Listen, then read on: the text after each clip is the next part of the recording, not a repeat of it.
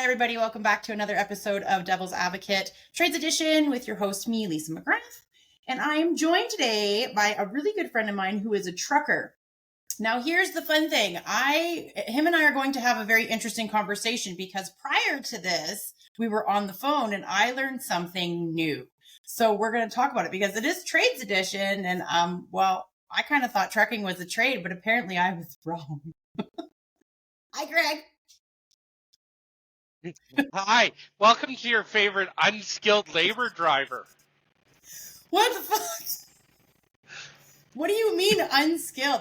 That's insane. So here's the thing. I'm going to tell you what. I always thought trucking was a trade, and maybe that was ignorant of me because more so I just figured it because it was something that, it wasn't, and this is going to sound like shit, but it was something that a lot of people flocked to. You could make decent money at it. And you needed to have a skill in order to do it. And that's how most trades kind of happen, right? So, and you needed to have special licensing and you have to have endorsements on your licensing. So to me, it kind of made sense that that was a trade. And here you've shattered my cocoon. So, yes, make decent money? Absolutely. I make a very, very good living. But yeah, no, unskilled labor, it is not considered a trade. Even though we have to go to school, we have to do the MELT program. I started before the MELT program, so there's that. We're running at least 35,000 pounds down the road. Right now I'm closer to 130,000 pounds. And yeah, it is classified as unskilled labor.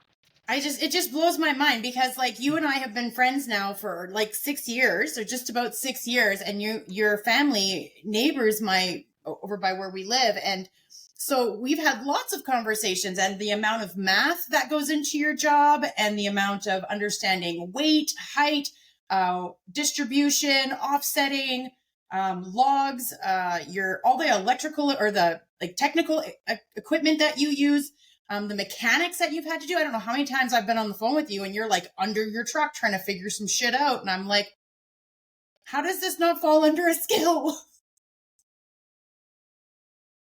It doesn't. It's because it's used by a lot of people, and this is going to sound really shitty, as a way for immigrants to come into the country. Because it is classified as unskilled labor. So you don't have to take an equivalency exam. You don't have to be fluent in English. You don't have to... I'm sorry. I'm confused when you say you don't have to be fluent in English on the basis that the majority of our communication and signs and whatnot and in contracts is predominantly in the English language because there's a lot of import-export from English-speaking countries, especially somewhere like Canada where it's both English and French. And I know you can speak a little bit of French. It's not great, but I mean, you can get by, especially when you're going through Quebec. Yeah. There are provinces in our country who have now started offering translation services and also the Class 1 tests in different languages. That's insane. Our signs aren't in different languages. They're French and English. Yeah, but you can write your test in, there's 3 or 4 different languages, and I'm not going to go into those languages for fear of going down another rabbit hole. But anyone who's been around can pretty much figure it out. But yeah, it's not mandatory that they are fluent in English. Okay, but now help me understand something. You're a long-haul truck driver, right? Okay, so yes. Long-haul truck driving includes both all of Canada and pretty much all of the states. Is there anywhere else you travel outside of North America? I go to the deep south along the Mexican border as well. So you're kind of bordering Mexico. So I have to have, I'll pick up, here's Mexico, here's where I'm picking up. It's right on the border where the signs are in English and Spanish. Well, that's a good point. There's a lot. When you go to the States, it'll be in English and Spanish a lot of the time. Yeah, But So I'll run into places where I have let me ask you a too. question. Are any of those exams in Spanish? Are they? No. No, they are not. You know where I was going with that, didn't you? I sure did. I should stop. Be like, we are Albertans, so we're all assholes, right, Greg? Pretty much. I'm like, the token colored Albertan's just as much of an asshole. I learned me how to redneck real good now. You done learn most goodly like. You gotta get in where I fit in. Fit in where I get in. Exactly.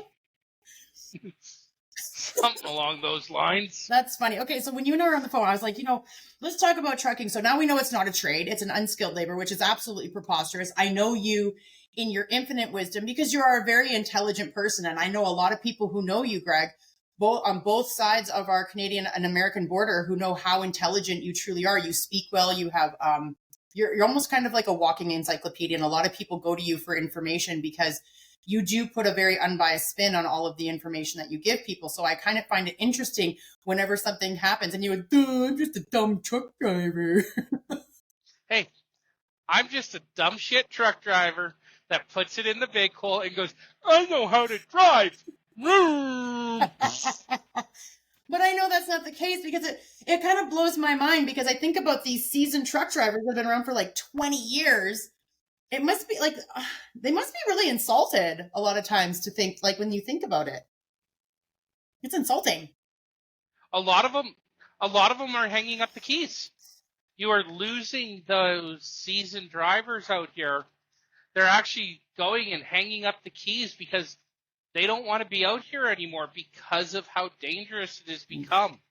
Not just because of the newcomers coming in, whether it be from India or Africa or Latin American countries or even South America and Europe, but also because people on the road, most people on the road look at trucks as an insurance, especially here in the United States, look at big trucks as easy money for an insurance claim. No.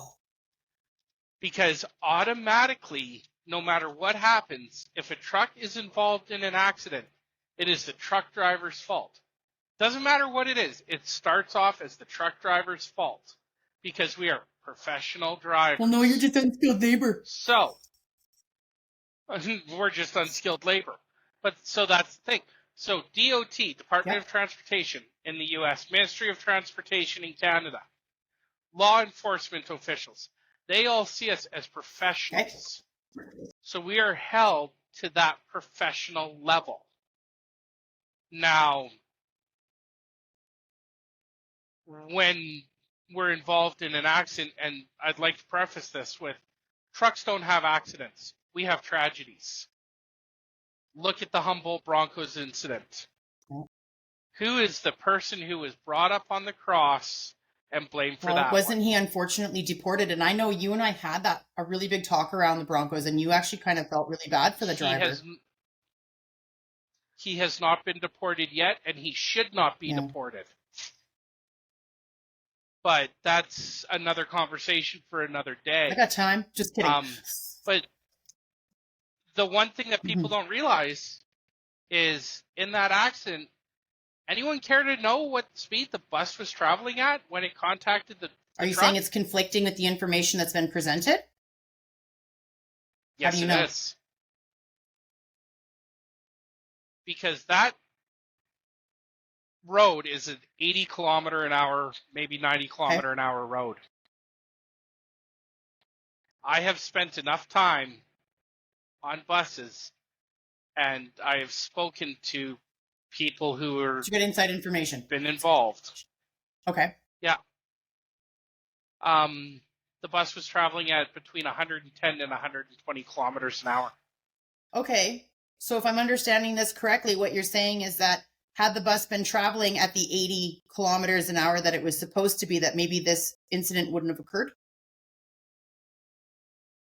It might have still occurred, but it might not have been as tragic.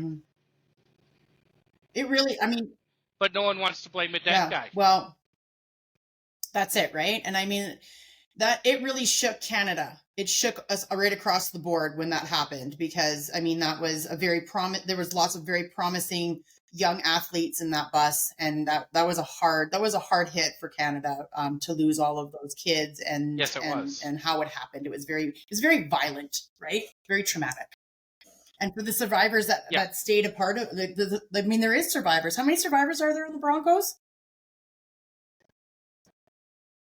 5 or 6, no more than a couple. And and I got to be honest with you, I mean, like, between you and I can't even imagine the survivor's guilt those guys must have. Like, it breaks my heart for them.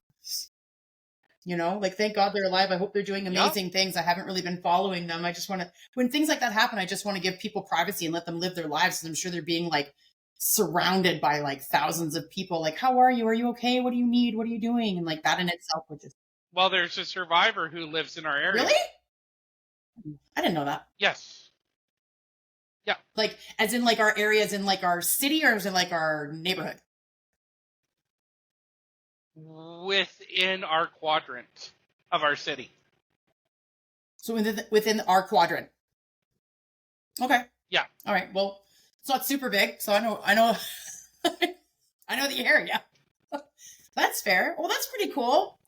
You know what? Then I probably ran into him at the grocery store. Probably not. Then. Good talk. But I'll tell you who it is later. So that's fine. We're not going to display it for everybody to be like, she's where? I know she lives in Air Trade. Yeah.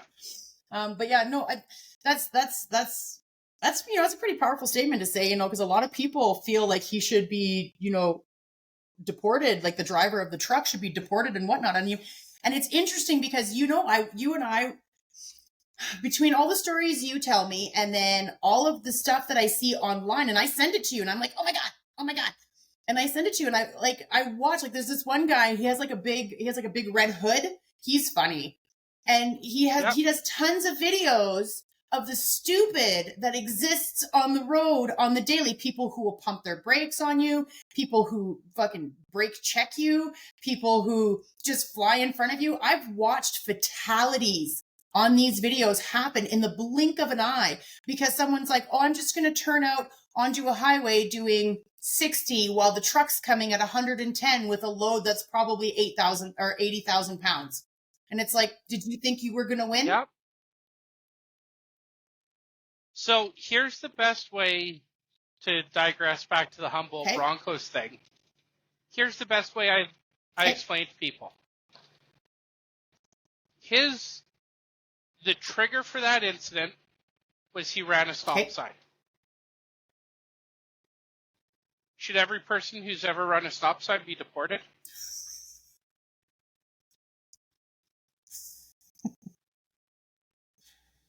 Why I'm laughing. Why I'm laughing, Greg. Yeah, but that taxi cab who ran a stop sign, ran a stoplight and T-boned a family, should that cab driver be deported, or did he make a mistake? Yeah, well, even us, even us true, like, I don't know what you call us actual Canadian citizens, we were born here in Canada. Like, even us, how many times have you just been not, like, how you're on idle and you just run a red light and you're like, oh shit, that was red. Yep. Or you roll through the stop because they're like, you rolled through the stop and we're like, no, we didn't, we stopped, but we were still kind of rolling, but your vehicle has to come to an absolute stop. And sometimes that doesn't, I'm not condoning that you roll through stops. I'm just saying it happens. But should you be deported? I wouldn't be. I'd be deported to Quebec. Well, it is a nation within a nation. No, the Bloc Québécois stood with Canada when Trump started his shit, Greg. But that's the thing. Like, that's where I'm like. That gets back to my previous statements. Trucks don't have accidents. We have tragedies. It's true. I mean, do you have to ask yourself, do you want to end up like a sardine can? I just don't understand why people do that shit. Like, it blows my mind. Like, okay, so you had taught me, ever since you and I have been friends, I've always had decent etiquette on the road around semis. And I find that it's almost like you guys have a sixth sense about which drivers are dicks and which drivers are okay. because I mean, that's all you do all day long is pay attention to how people's driving skills are, right? But it's almost like you guys have the intuition, right? To know what, like who's like just basically looking at how the drive pattern on the vehicle's going, you know if they're going to be a dick or not. And I've had more truck drivers help me in bad weather while driving. They'll stay in front of me, they'll come in behind me and kind of like get me into a pass when there's whiteouts. I've had them, stop and make sure I'm okay. I've had more positive experiences with truck drivers than I've had negative experiences. Although there's the occasional guy that's just like, yeah, I mean, like I'll like speed up to the limit and try to merge in. And he's like, well, you can merge or die. And I'm like, you know what? I choose brakes. Good talk.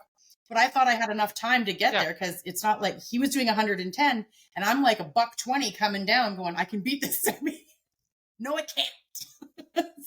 Step on the brakes. But then there's people that I watch, Greg, that will still take it and cut the truck driver off. I prefer to slam on my brakes and just go behind him. But that's because you choose life. I do. A lot of those people, they don't care. They suffer from get-there-itis. From what? Get-there-itis. Where they just want to get there and they want to get there now, whether it be because they don't like driving, they're uncomfortable driving. They got 2 screaming kids in the back and they're trying to get home to a nagging wife so they can cook dinner. We don't know what's going on in everyone's world. So for them, they see that truck going down the road and they go, if I get behind this guy, it's going to take me 5 minutes longer to get home. Well, those 5 minutes, that's 5 minutes of me sitting in my easy chair. That's 5 minutes of not prepping dinner. That's 5 less minutes of, drinking beer, watching a football game. Yeah, I get it. It's get-there-itis, and it gets people killed. Or in horrific accidents where they don't always walk out of it. They're usually cut out. And that's the thing. So most accidents involving semis on the road, when it's a 4-wheeler and a semi, I would say 75% are the 4-wheeler's fault, if not more. Based on what? Based on the fact that it's actually the 4-wheeler's fault? So as in like we're the 4-wheelers, right? So you got to make sure we understand. Okay, so the 4-wheelers are us, the people in like the 1 tons and the cars and whatnot. The cars, the pickups. And then there's the semis. So 75% of the time it's our fault versus your guys' fault. I agree with that. Correct. Because you'll cut in front of us. And I watch that shit go down all the time. There's a lineup of traffic slowing down. So the semi's slowing down. Oh, there's a big spot. I can get 3 cars ahead. Well, that big spot, I need to stop. Don't you have magic brakes? I don't leave that space for my own health. I leave that so I can stop. Well, but don't we always talk about how common sense isn't so common anymore? Yeah, and if idiots could fly, this place would be an airport. It's not wrong. It is true. I mean, like, there's a lot of times where people get really pissy. So it's so funny. When the weather is shit, I purposely find a slow semi driver to go behind because then I don't have to explain myself because I drive a 1/2 ton and everybody thinks I should be doing $110 on the highway. But I'm like, I can feel my back tire slipping and I really don't want to drive like a psychopath. I'm a little bit nervous because the weather isn't great. So I like purposely find a semi that's doing like 90, 80. And I'm like right behind him and I'm like, oh, I'm going to put my hazards on. The semi's in front of me. So saved by the semi. It's better to drive a little bit slower than travel at Mach Jesus and meet them. Right? Agreed. But that's my point is that there are so many, because we're like, both of us are from Alberta. Your family goes back generations in Alberta. Mine doesn't, but we're both homegrown, basically Alberta. I mean, I came over when I was 2 years old from Quebec. So, immigrant. Listen, don't fucking hate because you ain't. You're just upset because I was eating poutine before you even knew about it. Tabernacle. But yeah, so, it's one of those things where I find it interesting, to watch the semis on the road and the drivers around them. And then like all the big, like the trucks that are my size. So like the 2500s, the 3500s, or the 350s or whatever, or the half tons, like I drive a half ton. I find it interesting to watch so many of them, a mix of drivers, white, black, purple, yellow, orange, male, female, old, young, whatever, doesn't matter. And a lot of them are like trying to drive some ridiculous limit. And I'm like, I've got good tires on. I've got a newer truck. I'm just not confident based on the fact that I've been driving for a long time and I can feel that there's a bit of a slip in my tires. I can feel them slip. And I'm like, I'm not okay with it. I'm just someone who doesn't want to challenge, some people are like, oh, just go faster. What? And I don't understand that logic. And you drive for a living. That is what your job is, to drive for a living. Why would someone tell me to go faster if you feel your tire slip?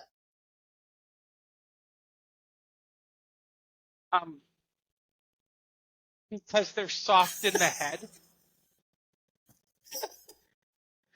They bump their head. So they fell and bumped their head. Here's the thing. They fell and they bumped their head. There is a time when you need the power, you need the speed. There's also a time when you don't. The thing is you should never drive faster than your guardian angel can fly. I've been going down the road in Rogers Pass where they closed the pass with me on it. It's fun. Oh, great time. I was going down the highway coming into Albert Canyon on the Trans-Canada Highway. The big steep hill just before Revelstoke. And nope. Sycamoose. My trailer started to pass me. I look in my mirror. There's the back end of my trailer coming around. I'm in a jackknife. What do you do? How do you get out of it? I'm not the unskilled labor. I wouldn't know. Dump some fuel to it and tap the trailer brake. Well, I guess that would make sense. Yeah. Because if I go into a fishtail, I will. Yep, same thing. Except for I don't have something that could kill me. Dump the fuel. Coming around to meet me. But you go into a fishtail, you dump the fuel to it. That's where you need the speed. That's where you need the power. So if you're in shitty weather, driving fast is not going to help you. Driving slower, so when you get into a shitty situation, you have the get up and go available to you, is actually going to be your savior. So people who think driving fast in shit weather is the cat's ass meow, no. The only thing you're going to do is drive yourself into the ditch a lot quicker than I am. That's what I always say. Every time someone blows past me in shit weather, I'm like, oh, see you later in the ditch, bro. Yep. 100%. Oh, God. Oh, good. And, there's that whole thing of it. And then back to the unskilled labor and the hours of service with the logbooks. I have to know the logbook rules for two countries, which is 3 different sets of rules. So truck drivers have to have a brain. Yeah. And how many of them do you think have a brain?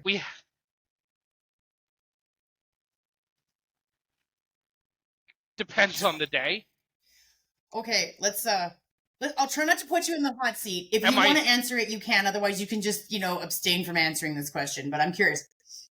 Which province has the worst truck drivers? And you can't say that province has the worst truck drivers if there's a whole bunch of different provinces and countries and whatnot inside that. You have to be like, which one, like, where are they originating from? which province has the worst truck drivers? They originate from Ontario. I don't care if they landed from another country into Ontario. That's where they reside. Okay, that is a very difficult question to answer. Because trucking companies are going to be registered in different provinces. So we'll take a major carrier that everyone knows, Bison Transport. They're registered in Manitoba. I thought they were out of Alberta. No, they have a terminal in Alberta. They have a terminal in Calgary. They have a terminal in Edmonton. But they're registered out of Manitoba. Why I gotta go make shit complicated, make my question all crazy? I can't ask you which is the worst company, even though like everybody makes fun of Swift. So here's the thing. Swift actually is not that bad of a company. So why does everybody make fun of them? Because of numbers. Oh. Gotcha. So if you go, you can actually go online and you can look up Swift Transportation out of Phoenix, Arizona, because that's where they're based out of. You can see their crash rating. It is less than 1%. What the hell? That's not even that bad. Yeah. But 24 hours a day, 365 days a year, every minute of every day, they have at least 2,500 trucks on the road. That's a lot of trucks. Makes them an easy target. So you have that many trucks on the road, you're bound to have accidents. You're bound to be seen. So just because you always see a trucking company in the news or on the interwebs involved in an incident doesn't necessarily make them a bad company. It could be just numbers.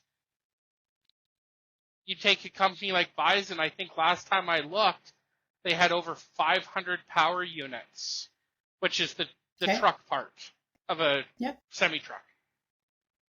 I believe they had over 500 power units registered to them. So is that like when you talk about power, you talk about the tractor?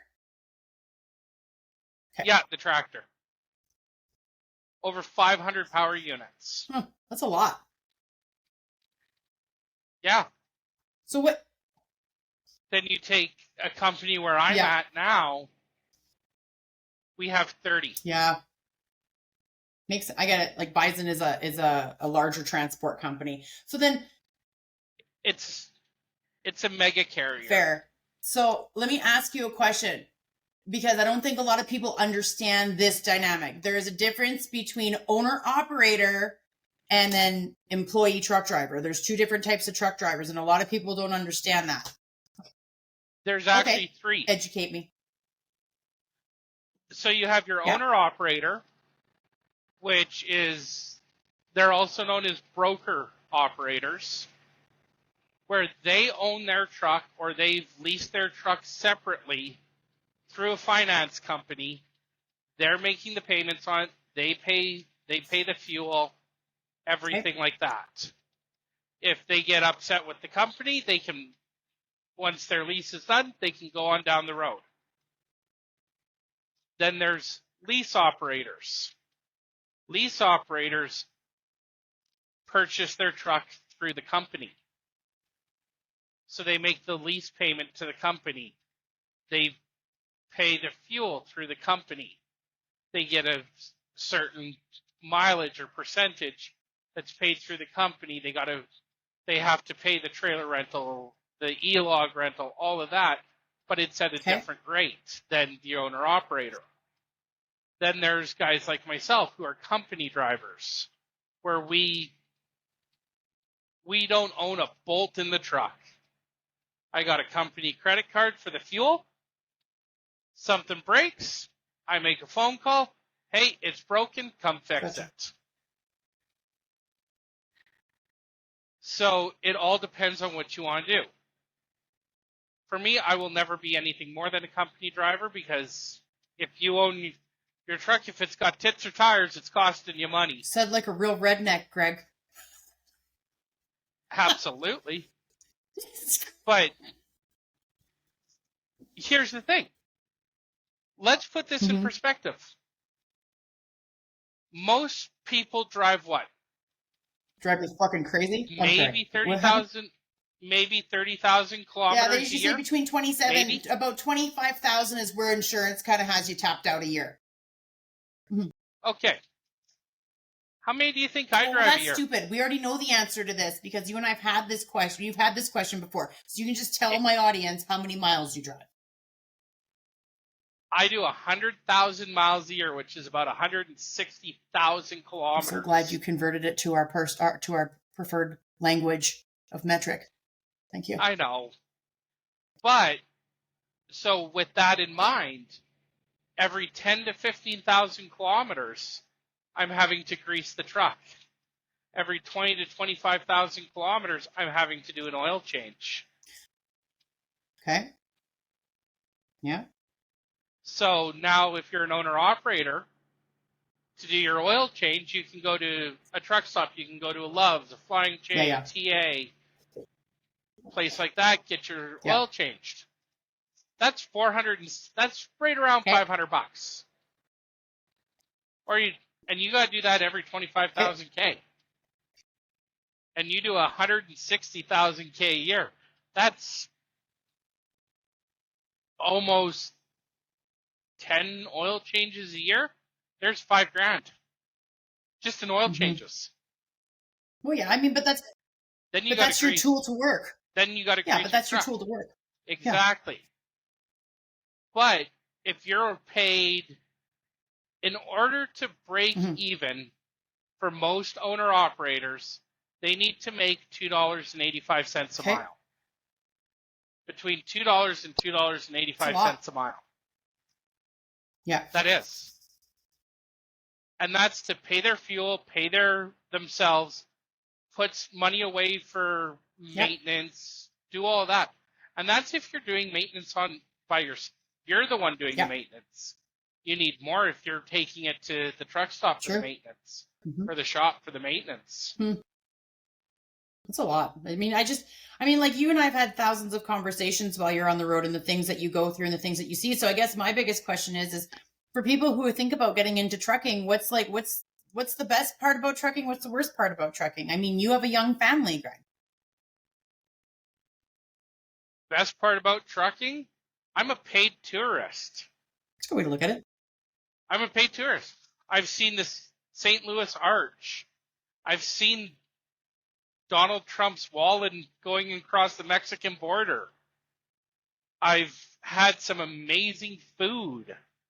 I've been given the opportunity, especially during COVID, I was given the opportunity in the middle of COVID to go and be able to see a concert in Salt Lake City that I never thought I'd be able to see in my entire life. I remember.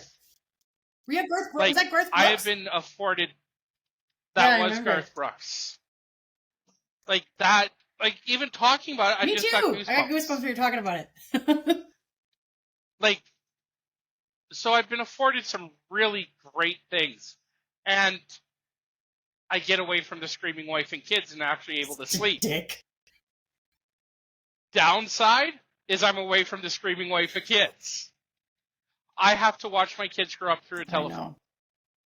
It sucks. Anyone who wants to get into trucking, if you want to do it, do it. I ain't going to stop you. Don't let fear and common sense stop you. But no, it is a very lonely life. You live in a fucking box. Like, what? This is my life. It's in a box. I eat out of a microwave and my fridge. Me and sandwiches are best friends. You know, it is what it is. Yeah, we've talked about that. I mean, COVID was a hard time for you, which is why I always thought you guys were a trade when COVID happened. I mean, like, I remember you were getting green lights with no, like, it was like basically like you're coming from this part of the States to this part of Canada, and there is nothing stopping you because you are hauling an essential item. And I was like, oh, and so it was like there was no logs, there was no nothing. It was you get it there, and I don't care how long it takes you or how quick you get it there, but it's got to go, and it's got to go now. And you just were like, okay. And so during COVID, it sucked being a truck driver during COVID sucked. Okay, was it awesome because I got to run like a bat out of hell? Absolutely. But coming into the U.S. as a Canadian, after the rules that were put in place, it was a scary time. Yeah. I had threats of violence against me. I was called names. I was told to go back to my own country. I was told to go back to where I came from.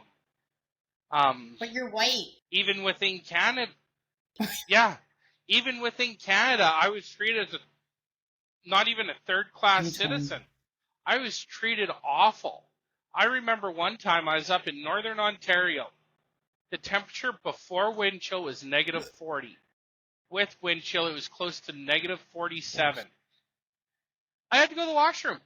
I had to do a basic human need to go to the washroom. I was not allowed into the truck stop, so I had to go to my back bumper in a snowstorm at minus 47 degrees, drop trowel, and shit in a plastic bag. It's disgusting. It's disgusting. So then help me understand. That's how we were treated. And it's disgusting because I remember when we were having this conversation during COVID, and I would say to you, you're like, I can't even go through the drive-through because the truck won't go through the drive-through, obviously. So I have to walk to the window and knock, and some of them wouldn't even serve me because I wasn't allowed in the restaurant. And I was like, what? I couldn't go in the restaurants. Most drive-throughs wouldn't let me through. When I would come home, even being able to go to the grocery store to get food, and my kids being allowed to go and partake in activities were questionable because I would have just came back from the U.S. So they were blacklisted. I was blacklisted. I could not go to the bank and get a new bank card. I remember because your little boy was born during COVID, and you and your wife had it all planned out that you were going to be in Canada for 2 weeks quarantine so that you'd be able to be at the hospital because she was going to go through C-section, and your son was like, I'm coming. And I'm the one who took her to the hospital. Yep, fuck that little bastard. I know, he's just a little shit. And I remember, and it was so funny to me because I remember I kept telling Mandy, I was like, if you need me, just call me. If you need me, just call me. You're on my bypass. Like, just call me. And she's like, everything's fine, Lisa. Everything's scheduled. Everything's fine, Lisa. And then I get the phone call. And of course, because you guys are both super country, her ringtone of strawberry wine comes through at like 5 a.m. And I'm like, are we having a baby? And I had just crossed the border. I know, and you were just sleeping. And her and I were like blowing up your phone like, into the phone. And then your response was priceless because it was so tired and so defeated. We're like, Greg, we're on the way to the hospital. Maddie's in labor. Okay. Like, what do you want me to do about it? Like, I'm in BC. I just got to Abbotsford. Yeah, and then it took me 2 days to get home. Because you were in a storm. It was 3 days. Yeah, no, it took me 2. I thought it was 3 days because you were going through you came down through Rogers Pass and there was a storm. I thought they had closed it for a bit. Yeah, so firstly I went from Abbotsford to Sicamous, got stuck in the closure, got up, it was open, hightailed it to Boom Lake, had a nap, and then came in, because, nap times. Then I came in, and don't forget, I had a broken wrist. Yes, you did, that's right. Oh my god, he was so cute, though. He was so cute.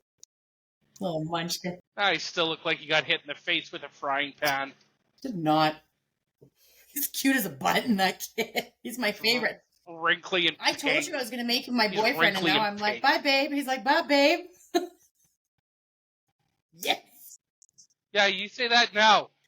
Just wait till you're the gilf and he's taking you to prom. I'll go. Listen, nothing's happening, but I will happily be your arm candy at that age. There's like a 40-year age gap. He'll have to get you out of the fucking nursing home. Such a dick. But I'll tell you something I love about you, Greg, is that as much as like you're so like you get so redneck, but you've got like the biggest heart in the world. and you're super sweet, and you love people. You hate love people. There are certain people you hate and they drain you and you're quite content to be by yourself, but then you don't mind talking to many people in the day. And these people are from all walks of life. You've got good friends that are you've got good friends that are gay, that are straight, that are crazy, that are women, that are men, that are trans. You have friends everywhere, and you don't care about all of the noise that goes on. It's like, I don't care who you are. You're nice to me, you're respectful, you're funny, and we can have a conversation. That's basically, those are kind of like your elements. And I love that about you as a person, especially when people are like, oh my God, he's just another Albertan redneck. And I'm like, oh, this big teddy bear. You're like, no. I just have zero tolerance for stupid. Most people have zero tolerance for stupid, which is funny because it's always, in my brain, you should be like closer to my age and you're not. We're not that far apart, but we're far enough where I'm like, no, I feel like you should only be like a couple years younger than me because you talk like a Gen Xer. And you're like more in like the millennial, like when they were like, this is millennial, like you're, what was it, 80? Like if you were born anything like 81 and down, because I'm 81 and you're 87. So if we were anywhere between 81 and 83, it was like you were older millennial, the elder millennial. And then they came up with I should get you a walker, my elder.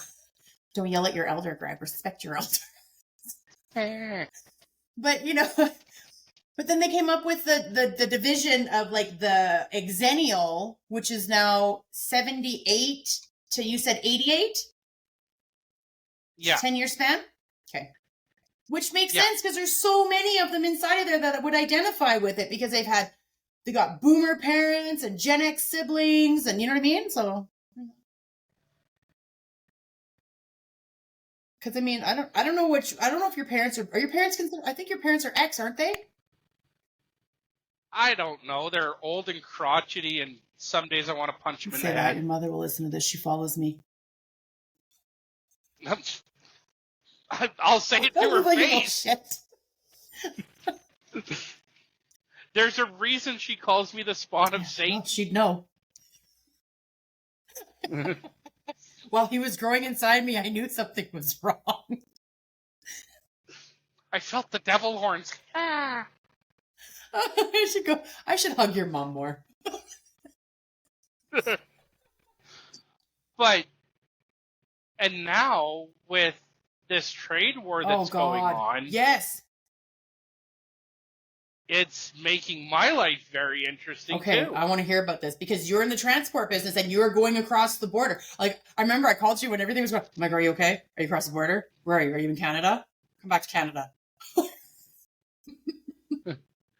So, with the equipment that comes across, it's steel, it's aluminum, it's machine parts, it's all. Are you new? Talking to a driver. You need more securement. You're talking about this? What they asked you? Sorry. No, I just saw a driver go by with a load that only had one chain on it. That's what I thought you were talking about.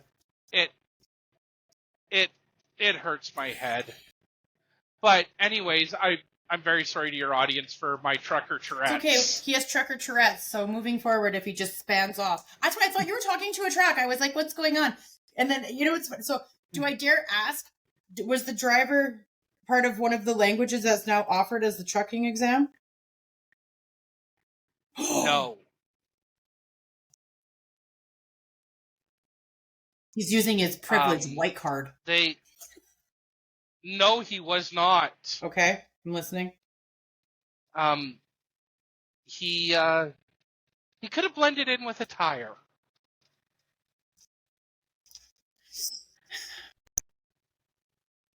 Carry on. As you were, sir, with the tariff force. I didn't know how to go about that one. Listen, if he's standing next to a building in an alleyway, like,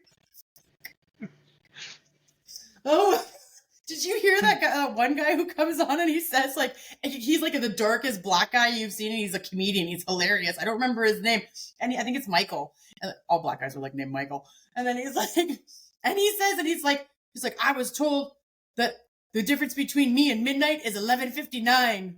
I was told that he's like, I'm so dark that I need to smile if people are going to find me. I'm like, oh my God. He's like, I was told I'm so dark. I'm like under the bed. I almost pissed. Accurate.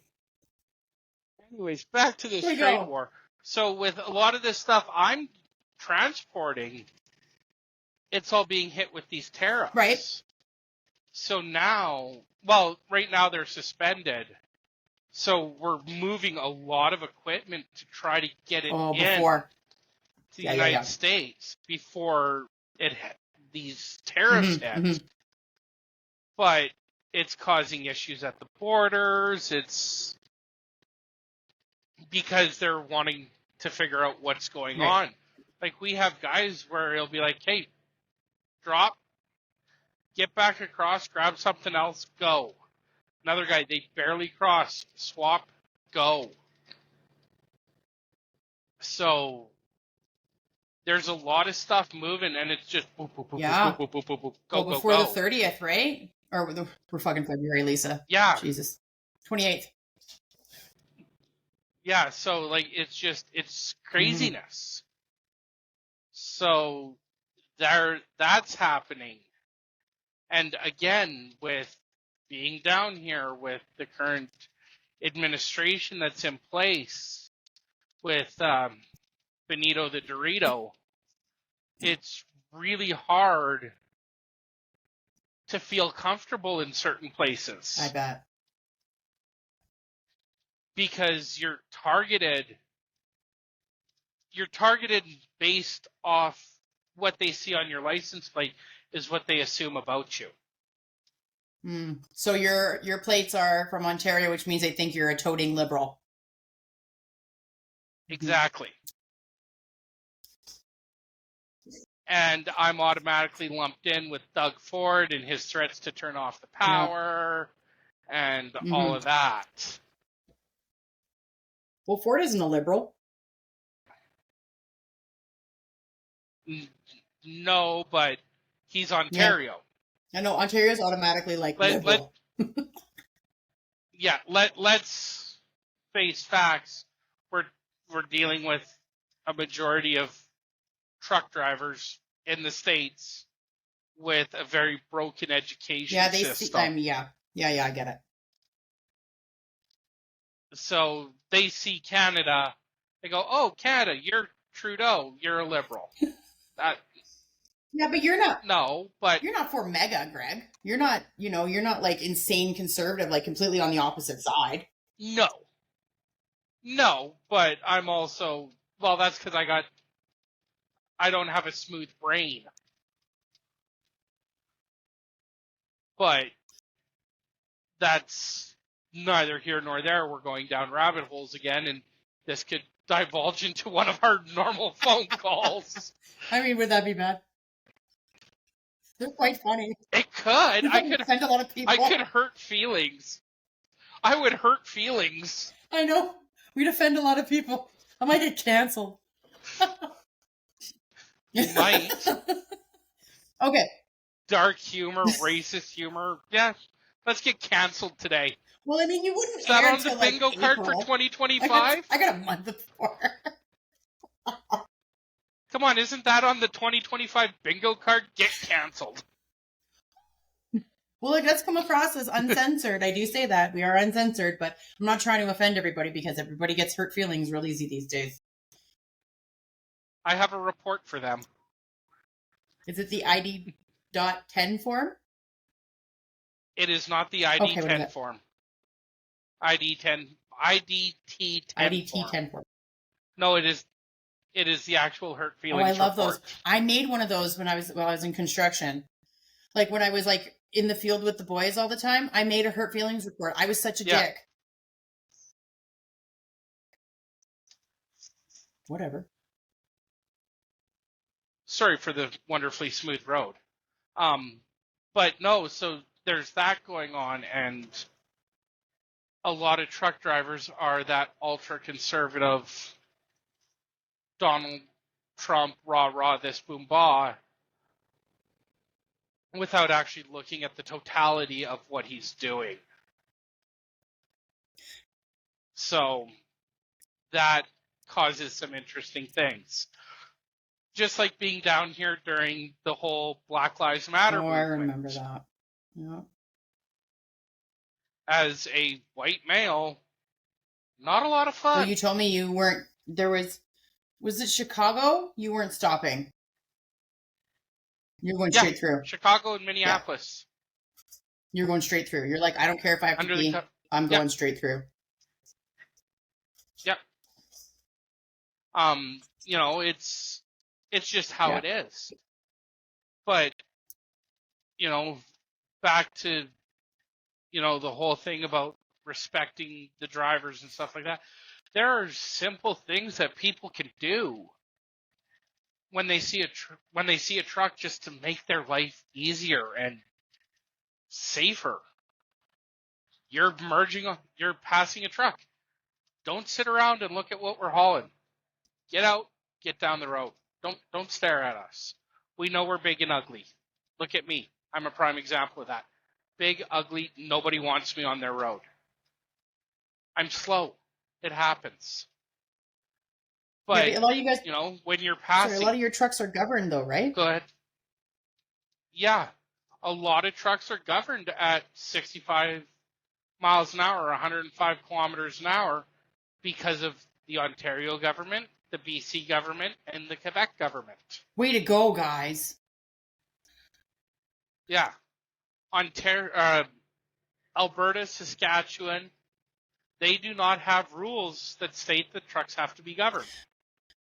So those trucks can zoom, zoom, zoom. But if they go into those provinces, they have to have a governor on them. That's fair. Not all of them do, though. No, they don't. But if you see a truck broke down on the side of the road, or even a car broke down on the side of the road, move over. Give them space to work. I don't think a lot of people understand or appreciate what a trucker goes through is really what it comes down to. You know what I mean? I got to ask you a question. So now we talk about the Highway of Tears, which is Highway 63 in Alberta, but if that's not really the Highway of Tears, the true Highway of Tears is Highway 11 in Ontario, spanning all the way from Ontario into I think Manitoba. So Highway of Tears, Highway 16 up through northern BC, then you got Highway 63, but then you have Highway 11 through Ontario, which goes from Nipigon all the way over towards Ottawa. And you also have Highway 17. Those are the only two ways to get in and out of Ontario. That's it. And it is 2-lane, undivided highway. There are spots on there with no cell service. There's nowhere to park. There's nothing. You have to drive hours between cities and towns. I can tell you, once you leave Nipigon, your next parking that's moderately safe is an hour up the road, and that's in Beardmore. Then from Beardmore, your next kind of safe place, if you want to call it that, is Long Lac. And then from Long Lac, you're at least 2 hours to Hearst, which is your next major town. From Long Lac to Hearst, there's nothing. You don't even have cell phone service. So you get in a wreck, your vehicle, you have a maintenance issue, something like that happens. You're 2 hours without help, and that's if somebody stops to help you. Yeah, so you're SOL. Yeah. People have and will continue to die on that highway because of things like that. And it is such a major thoroughfare. It's a truck corridor. There's nothing but trucks on those roads. I have never seen those roads without trucks on them. They go, go, go all the time. And you have guys driving at night. Okay, so now you're nighttime driving on a 2-lane undivided highway, and you have to watch out for moose, and you're in an area of no cell service, and you're a team truck or you're night driving or whatever you're doing, you may not be fully rested. There are going to be crashes. People are going to die. Just within the last week, I think there's been 4 fatalities on that which road highway? alone. Which one? I think it's Highway 11 Yeah, you talked about in that one a lot. Ontario. Yeah. The double T. Yeah. So which? And Go ahead. it's just bad. There's no good highway through Ontario until you get to the 400 series highways, but those are in the major metropolitan areas because the government wants to keep those people happy, give them more lanes of traffic, because I don't want to sit in traffic for 2 hours to commute to work. Yeah. But they don't give a shit about the drivers who've been driving for 10 and a half, 12 hours a day, trying to get them their fucking Amazon order. Well, now, Alberta has 2 separate ring roads. We've got a ring road in Calgary, and we've got a ring road, which is the Henday, right? Henday was designed as a ring road, was it not, for Edmonton? In Edmonton. Yeah. Okay. Yes. So why don't we have more ring roads for the trucks? Because they're expensive. Maybe we should give them some of that Alberta money. Go get it. Well, and governments don't want to spend money on trucks because people don't like trucks. People as a general rule do not like trucks or truck drivers because we're slow, we're big, and we delay them on the road. That's rude. But here's the thing. Without trucks, you'd be naked, starving, and cold. Unless you know Chicken Jeff. But no, even knowing Chicken Jeff. Mm-hmm. I know what you're saying. You're You'd not be wrong. naked, starving, and cold. Because everything in this world, I don't care if it's a cow going to a farm, a chicken going to a farm, eggs going to the grocery store, the clothes going to the mall, the gas you put in your vehicle. Yeah. Everything comes on a truck at one point or another. So people need to just get over themselves. Well, there was a time when you were a long-haul truck driver for refrigeration. You had a refrigeration tank on. So you were transporting, like milk and cream and all kinds of shit like that. Yeah. So. Yeah. Yeah. And again, people don't care. I mean, I think some people care, but you're not wrong. It kind of seems to be the general consensus that it's like, fucking guys in my way, goddamn semis. I usually let people. I usually will let semis pass. I don't really have I'm like, well, I'm on my way home. I'm not going to get there any faster. Like, who gives a shit? Yeah. Sometimes I'll speed past them so that they have room. Like, it's like I'm kind of that truck that's just kind of like right in the middle. So it's either like back off or go faster. And sometimes I'll just hit it and I'll go faster. And then I'll lane weave with them so that when they're coming one way, like we crisscross. It's just easier. Oh, and then I also was told, so the rule of thumb is if you're going to move over in front of a truck, put your clicker on and count to 10. Yeah, or just look in your rear view mirror, and if you can see the top of the truck. That's what I mean. I don't mean like 1, 2, 3, 4, 5, 6, 7, 8, 9, 10. Yeah. But look in your mirror, and if you can see the top of the tractor, there's enough space for you to move over. That's good to know. That good to know, Greg. Oh, yes, very good. So now I need to ask you a question because I'm fucking confused right now. What the hell was the convoy about? Because in the beginning, it was like it kind of made sense to me, but then it just turned into something crazy. And you're a trucker and you're Canadian and you weren't part of that convoy. So I know you had an opinion, but I don't remember. It was I feel like it was so long ago, but at the same time, I'm like, you guys aren't trades. Why weren't you guys fighting to be acknowledged as a trade and blah, blah, blah, blah, blah. Like I don't understand. So what it started out as was to get the highways made safer, because the highways are dangerous. It's a great thing. Then it devolved into fighting the COVID vaccine mandate. Oh, God. Because that's what it turned into, and yeah. Why does every movement that starts off with good intentions just get fucking muddied? Because they're run by people. Checks attracts, bro. Okay, so then it got muddied with the COVID, and then what else? There was other things. There was like 5 different things. Do you remember them all? No, the main one was the COVID vaccine mandate. That was what a majority of it was about, which is absolute donkey shit. Yeah. But it is what it is. It is what it is.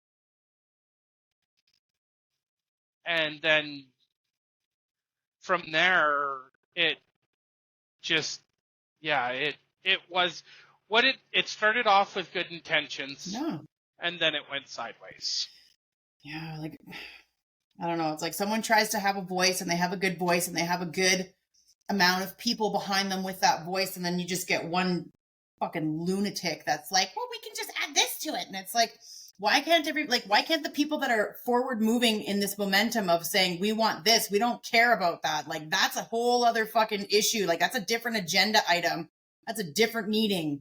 Right now we're meeting on this. You go take your little agenda item and put it in your little meeting, and you go have that one. Don't jump our fucking bandwagon. Because then nothing got done. But that's why it became known as the Freedom. But that's why it became known as the Freedom Convoy. You can't tell me that. For the freedom of choice. Yeah, well, but you can't tell me that a large percentage of the trucks that went down there actually believed that. Most of them were like, I just want better roads. I just want to be treated like a human. No. Most of them went down there because of the COVID vaccine. Oh, God. Yeah. I don't know. I'm so conflicted about that shit. I talked on it in my last podcast, and I was just like, I don't want to fucking hear about it anymore. Like, I don't give it, like, they're like, you know, our favorite little friend there, she puts up a lot of posts about how what was in the COVID vaccine, and the jig is up, and make sure you know that what you injected into your body was X, Y. And I'm like, I don't fucking care. Like, I don't. It was a personal choice I made for me, for my kids. Yeah. And if you got it, and if you got it, and you got it, I don't care. If you all didn't, I don't care. I have friends that are anti-vaxxers, and I have friends that are vaxxers, and I love them both the same, because them getting a needle does not negate whether they can be my friend or not. Here's the thing. If you're an anti-vaxxer, that's fine. The only reason you're allowed to be an anti-vaxxer is because your parents had you vaccinated. Are you trying to hurt feelings? Stating a fact. Do you think a lot, like, what happens with the people that have, like, that didn't vaccinate though? Like, I've got friends that were never vaccinated, and then they didn't vax their kids. You're like, those are few and far between. Here's the thing. A lot of the reason those kids are surviving right now is because the majority of the population vaccinates their kids. Yeah. Well, now, do you remember there was an outbreak there not long ago for measles? There was, I think, meningitis. I think there was whooping cough. Like, some of these diseases were coming back, and people are like, what's going on? Like, these should have all been eradicated. It's because people weren't vaccinating. Because of people not vaccinating. Yeah. There are some people that legitimately can't get vaccinated because it which you know what? That is what it is. But here's the thing, when we were kids, how often did people get mumps? Never. Never. You might have heard of one kid getting I got whooping cough when I was a baby. Yeah. Yeah. But, you know, again, few and far between. And then now we're seeing these spikes. Well, a lot of that's based off of these parents who were vaccinated and are turning around and going, oh, I don't want to vaccinate my kids for X, Y, and Mhm. Z. But now they're not doing anything about it. Yeah. So now this whole thing is starting to come Mhm. back. And that's causing the issues, and everyone's up in arms going, well, how come these diseases are coming back? They should have been eradicated. Let's look in a mirror. Because it took one brainiac to go, we're not Let's- doing that. Yeah, let's look at personal choices that we have made and how it not only affects us, but also affects Oh our my children. God, you're being so PG right now. I know that if it was just you and me on the phone, you'd be like, no, Stacy, I've seen what you put in your body. Don't start choosing no vaccine. I'm trying not to hurt feelings. I just hear your voice in my head. I'm like, he's being so good. I gave you the listen, don't hurt feelings. Stop. And then I can just hear your sarcasm be like, you're gonna start picking and choosing what injection you get when you didn't for like 10 years. But so here's the thing. A lot of people that I found that are anti-vaccine are also the same people who are going to sit there and say, oh, let's microdose acid because that's therapeutic. Listen here, Riri. This is not how you live life. You know what else is therapy? Do you know what's great for a dental plan? Crack. You don't have any teeth.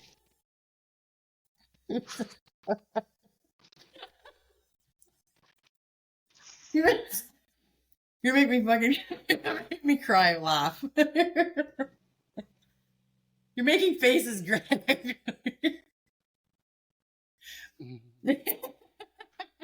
Fucking faces. Oh God. But it's Yeah. true. You know, what's red and bad for your teeth? A brick. You know? People want to come. It is. It's common sense. And again, common sense is not common. Yeah, Greg, because my experience is different from your experience. And what if I took that brick and I ground it down and then I brushed my teeth with the brick? Then it would still have the same, it would still be putting brick in my teeth, but I wouldn't lose my teeth. What now? Do they make your brain itch? He's like, I'm going to hang up on you.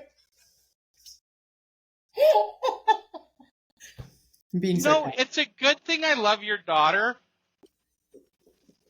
It's a good thing I love your daughter right now. Were you going to threaten my life? I was. And I was going to threaten her hot sauce. Don't do that. Where'd you get it? Where did you get her hot sauce? Did you get it in Texas? I got it at Hannaford's in Maine. You got it in Maine. Yeah. Oh, I was going to ask you, what's the Highway of Tears equivalent in the States? Interstate 40. Really? How big is it? Yeah. Like, how far does it go? From what state to what state?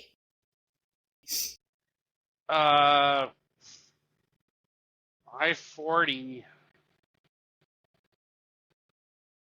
It's pretty much cross country. Oh, really? Oh. Yeah. I don't drive the states. I gotta ask you. Well, then that makes sense. Because it goes right across the whole country. Yeah. Interesting. And it's Interstate 40? Yeah.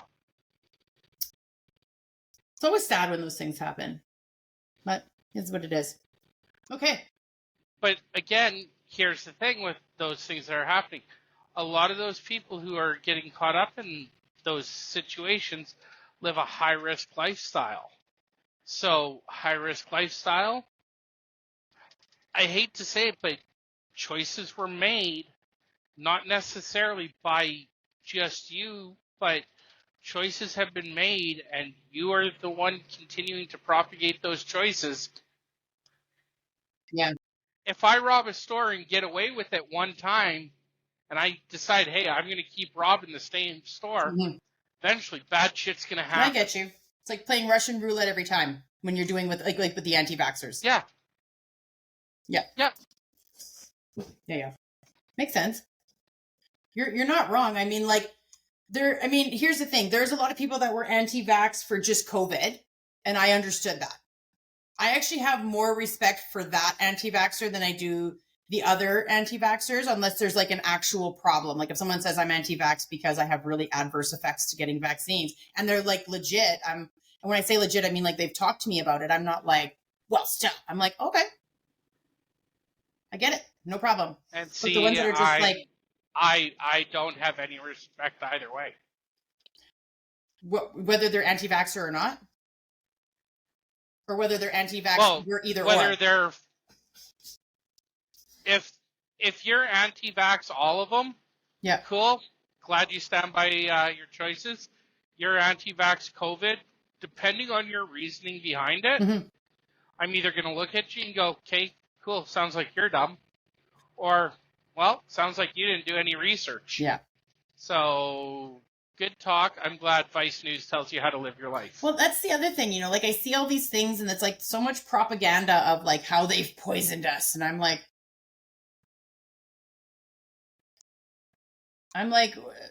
you think the government wants to eradicate the majority of people? Who's going to pay for everything?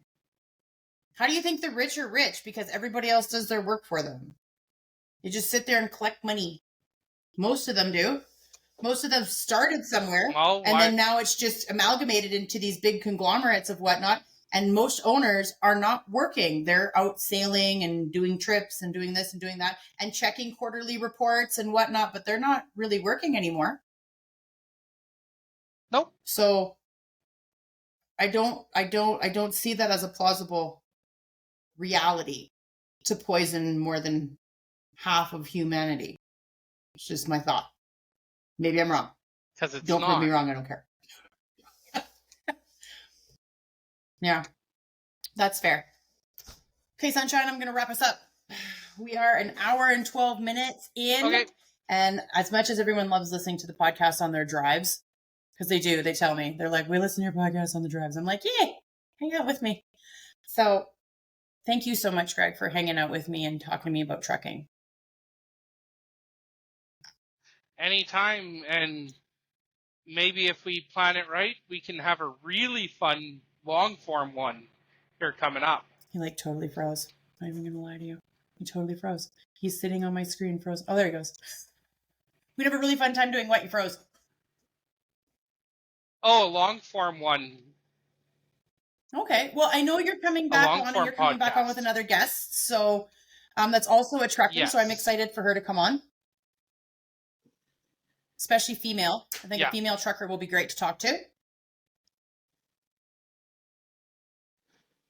He's like, just looking. Can you hear me? 10-4. He's like, yes, I can hear you. Okay. So thank you everybody for joining us today. As I said, this is Greg Levy with Trucking, and that it is not a trade, but it should be. Anyhow, for any of you that would like to join the show, you can. Please reach out to me at lisa@lpmenterprises.net, and I will set you up with a time. Other than that, have yourself a wonderful day and don't do anything crazy.